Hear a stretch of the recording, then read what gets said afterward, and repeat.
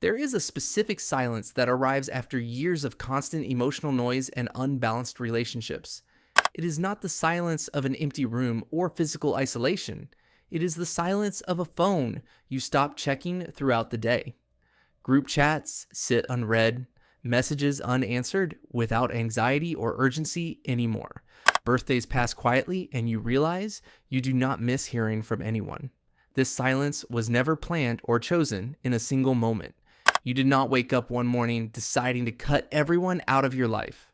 It happened slowly, through small moments that accumulated over time. One message went unanswered, then another invitation felt too heavy to accept. Eventually, you stopped explaining yourself to people who never truly listened. You stopped showing up for those who rarely showed up for you. What remains is not emptiness, but an unexpected sense of calm and relief. 1. You were already alone before you left. Before you cut anyone off, loneliness had already become a familiar and constant internal state. You could sit in rooms full of people and still feel emotionally unseen and disconnected. Conversations happened, but they rarely touched anything real inside you. You listened, responded, and participated, yet something essential was always missing. Being surrounded by others never guaranteed feeling supported or understood. You often felt like an observer rather than a participant in your own relationships. When you finally chose distance, it did not create loneliness. It simply revealed the loneliness that had existed quietly for years. 2. Being busy turned into a boundary.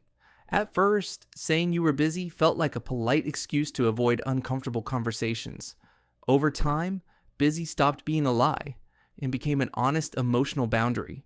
You realized you no longer needed to explain your absence to anyone. Apologizing for protecting your energy started to feel unnecessary and exhausting. You noticed how often explanations were ignored or misunderstood anyway. Silence became easier than repeating yourself to people who never listened. What looked like avoidance from the outside felt like self-respect on the inside. 3. You were always the one who showed up. For a long time, you were the person others relied on during moments of emotional difficulty. You remembered birthdays, checked in regularly, and made time even when it was inconvenient. When someone needed support, you showed up without hesitation or expectation of return. Your presence felt dependable, consistent, and emotionally available to others. Over time, this role became automatic rather than consciously chosen. You rarely questioned whether the effort was mutual or balanced. Giving felt natural even when it slowly drained you internally. 4. When you needed help, no one came. Eventually, you reached a moment when you needed the same support you always offered others. You experiencing your own crisis, exhaustion, or emotional breaking point that felt impossible to manage alone. You reached out, expecting someone to finally show up for you. Messages were read but unanswered, or responses came late and felt distant. Promises to call or check in quietly disappeared without explanation. You realized help was conditional, temporary, or unavailable when you needed it most. That moment revealed how alone you had always been beneath constant connection. 5. Relationships became a cost-benefit analysis. After repeated disappointment, you began evaluating relationships based on emotional cost and actual return. You started asking how much energy each interaction required compared to what you received back. The imbalance became impossible to ignore once you stopped justifying it. You noticed how often you poured from an empty cup into cups that were never empty. Giving no longer felt generous, it felt depleting and unsustainable. The math stopped making sense, so you stopped offering unlimited access. 6. People noticed you, leaving not why you left. When you became less available, people noticed the absence almost immediately. Texts slowed, invitations declined, and your presence gradually faded from their routines. What they noticed was the change in your behavior, not the reason behind it. You were labeled distant, cold, or different without curiosity or concern. They wanted the old version of you back, the one who always said yes. No one asked what it cost you to keep being that person. Your withdrawal felt offensive to them because it disrupted what they received from you. 7. Your nervous system learned the pattern. Long before your conscious mind understood, your nervous system recognized a repeating relational pattern. Each time you trusted deeply, the ending felt painfully familiar and emotionally predictable. People were present when things were easy and disappeared when things became heavy. Your body learned to anticipate abandonment before it happened. Connection began to feel unsafe rather than comforting or supportive. Trust started to feel expensive, risky, and rarely worth the emotional cost. This learning was not pessimism, it was accumulated experience stored in the nervous system. 8. Leaving first feels less painful than being left. After enough endings, you learned that abandonment hurts less when you initiate it yourself. Leaving first gives a sense of control when outcomes have repeatedly felt unpredictable. You decide the timing instead of waiting for disappointment to arrive unexpectedly. This choice feels protective rather than dramatic or reactive. People may call it self-sabotage, but it feels like self-preservation. You are not trying to punish anyone. You are trying to avoid another familiar wound. Control becomes the only variable you can reliably manage in relationships. 9. Cutting people off is quiet, not dramatic. Cutting people off rarely involves arguments, confrontations, or emotional speeches explaining everything clearly. There is no final message that summarizes years of disappointment and unmet needs. Instead, it happens through silence that slowly stretches longer each time. Texts go unanswered for days, then weeks, then eventually not at all.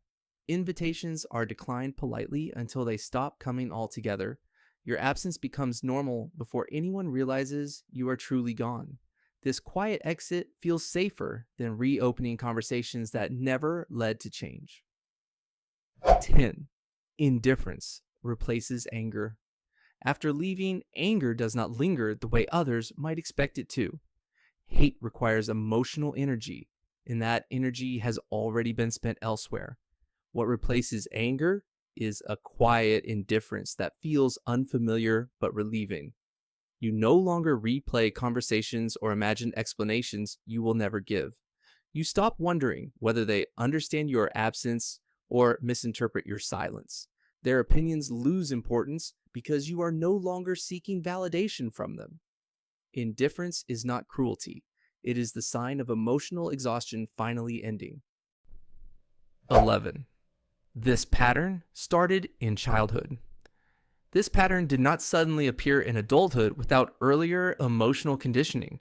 Somewhere in childhood, you learned that people were unreliable during moments of vulnerability. Care may have been inconsistent, conditional, or emotionally unavailable when you needed it most. You learned early that asking for help often led to disappointment or dismissal. Depending on others began to feel unsafe before you could fully understand why. Your nervous system adapted by learning self-reliance as a form of protection. But 12. Independence was survival, not choice. Independence was not something you proudly chose. It slowly formed as a necessary survival response. You learned to handle problems alone because waiting for help often led to nothing. Needing others felt risky, uncertain, and emotionally costly over time. Self-reliance became safer than hoping someone would show up consistently. You stopped expecting support, so disappointment would hurt less. What looked like strength from the outside was protection from repeated emotional loss. 13. Adult relationships. Repeated. The same ending. As you grew older, new relationships followed a familiar emotional trajectory despite different people. Early connection felt promising, attentive, and emotionally engaging at first. Over time, imbalance quietly returned without clear explanation or warning signs. You noticed yourself giving more, adjusting more, and waiting more than the other person. Support faded when vulnerability appeared, repeating patterns you already recognized. Each ending reinforced the belief that closeness eventually leads to emotional withdrawal. 14. You learn to spot abandonment early. After enough repetition, you became highly sensitive to early signs of emotional withdrawal.